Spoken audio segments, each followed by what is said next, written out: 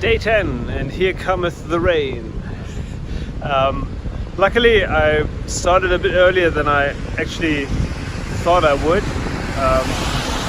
so I was able to break camp while it was still dry, which is always a good thing. But yeah, so I'm back on the road. I'm about 10 kilometers in for today's 50-kilometer stretch, and yeah, it started to rain.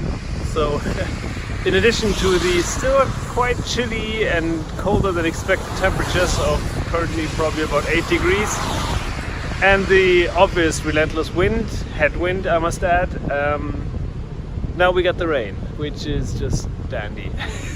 But hey, I got the equipment, I got the spirits, so I think I should be okay.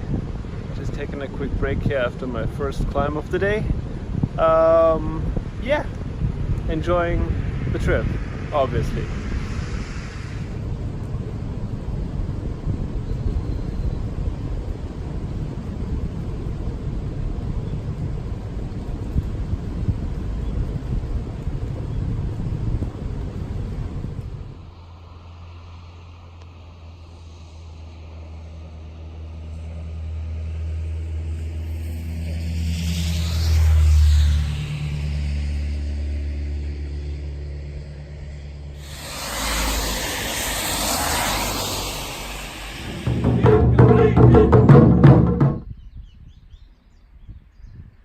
Now this is just beautiful.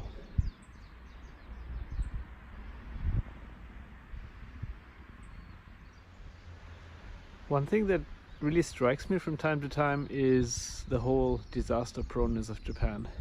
So if we're looking at this, I think the sea is about, I don't know, maybe 5 kilometers away from here, and where I'm standing right now is about 30 meters above sea level. So in the case of a tsunami that doesn't even have to be the enormous height of the Tohoku one, this would definitely be inundated. So those houses and the little cemetery that I'm standing next to is probably going to be destroyed by a, well, medium to big sized tsunami. And mind you that, well, I mean, this is the Seto Inland Sea, so I'm actually not sure.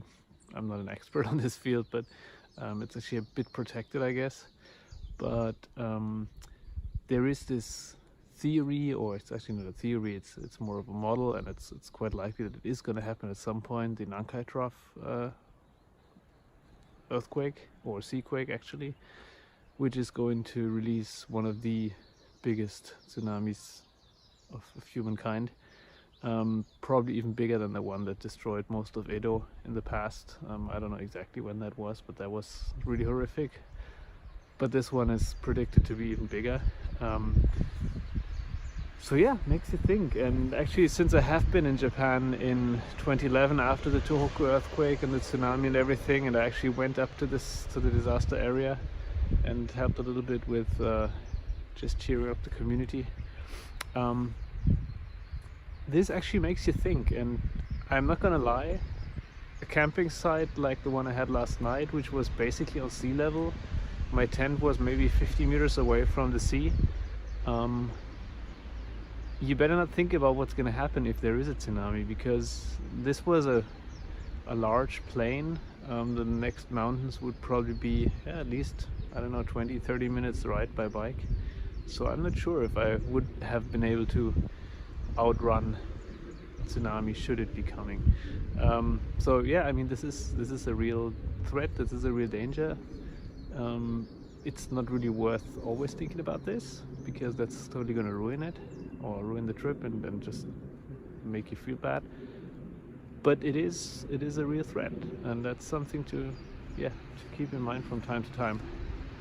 Makes you think.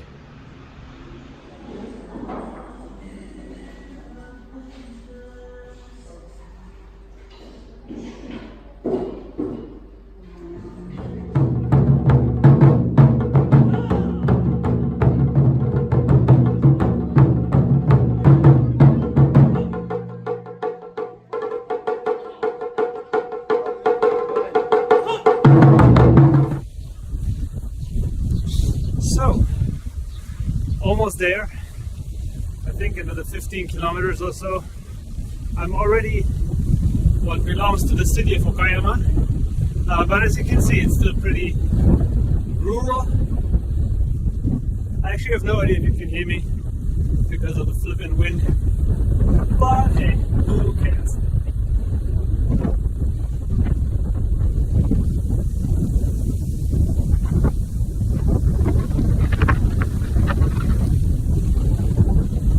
That's quite pretty.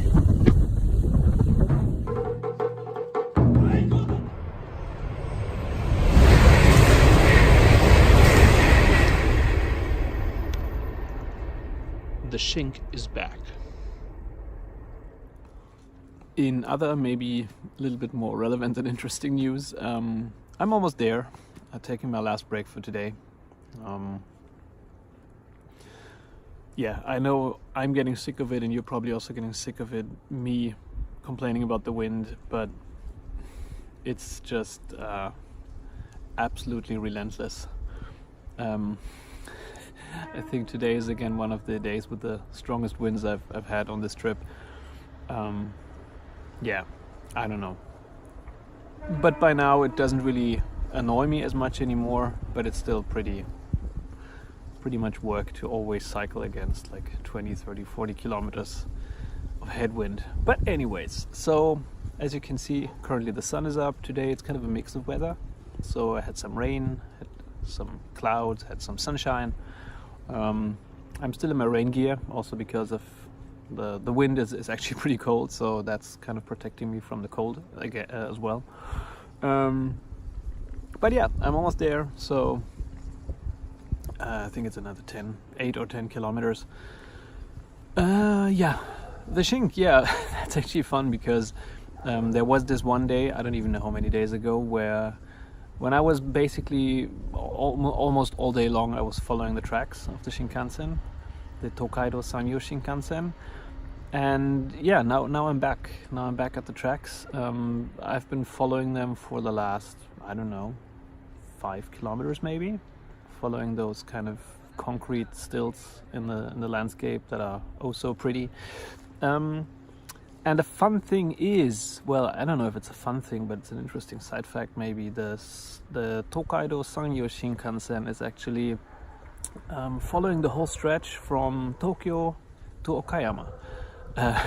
So since I will be arriving in Okayama soon and stay there for the night, I basically cycled almost the whole distance of the Tokaido Sanyō Shinkansen. Asterisk because of this little leg between Osaka and Himeji that I skipped. Wow, that is actually quite cool.